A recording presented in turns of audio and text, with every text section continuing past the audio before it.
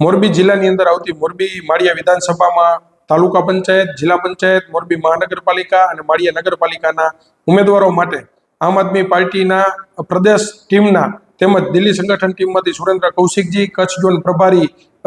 સંજયભાઈ બાપટ તેમજ જિલ્લા ટીમના નેતાઓની આગેવાનીની અંદર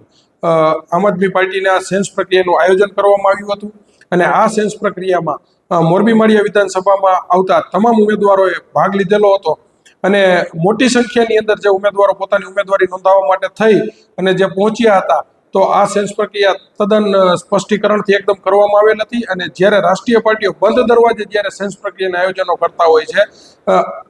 એમના ભાગરૂપે અમે જાહેર જગ્યા ઉપર દરેક ઉમેદવારોની હાજરીની અંદર સેન્સ પ્રક્રિયાનું આયોજનો કરવામાં આવ્યા હતા અને આ આયોજનો જોતા આટલા ઉમેદવારોનો ઉત્સાહ અને ઉમળકો જોતા આવનારા સમયની અંદર મોરબી મહાનગરપાલિકા હોય, તાલુકા પંચાયત હોય અથવા જિલ્લા પંચાયત હોય એની અંદર નવા જૂની થવાના એંધાણો દેખાઈ રહ્યા છે. કારણ કે મોટી સંખ્યાની અંદર લોકોની અંદર જાગૃતતા આવેલી છે અને મોટી સંખ્યાની અંદર લોકો પોતાના વિસ્તારના પ્રશ્ન માટે થઈને લડવા માટે થઈને ઉત્સુક હોય એમના ભાગરૂપે ઉમેદવારી કરવા માટે થઈ અને આ સેન્સ પ્રક્રિયામાં ભાગ લીધેલ હતો.